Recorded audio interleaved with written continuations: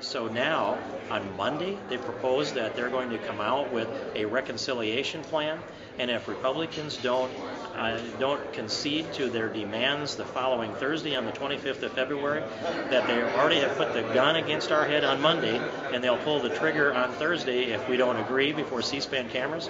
I say pull the trigger. Let's see. I double dog dare you to bring reconciliation/nuclear option through the United States Senate and through the House of Representatives and put it on President Obama's desk, because the political streets in this country will be burning with the ire of Americans who believe in the Constitution and fiscal responsibility, and they believe in representative government. And by the way, this representative government has changed too. They have the votes today, but the political center in America has wised up and it has shifted. And the impasse that we have is not because Republicans refuse to deal with Democrats, it's because the election hasn't caught up with the political center of America. That will happen in November this year. But about reconciliation, I mean, President Bush used it often, specifically used it for the Bush tax cuts. There wasn't an uprising in the street then. Well, it was a free market solution, for one thing.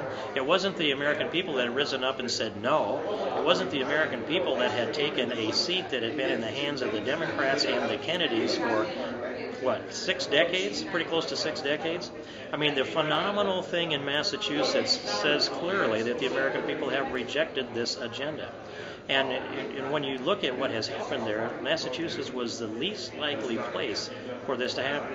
And not a single pundit in America predicted on Christmas Eve what would happen on the 19th of January, just a month ago. And so I think the message is completely clear. President Obama has a tin ear because he's in the middle of an echo chamber of liberals that are handpicked by him. Personality politics, leftist politics, and it's a single-party government, and I think the American people are not going to tolerate it. And the first thing that would happen if they tried the nuclear option to try to pass health care will be there will be a bill filed the next day to repeal every part of it. And then you'll hear the rumblings from the American people. And if we think the August town hall meetings filled up, watch what happens in the campaigns moving up to November.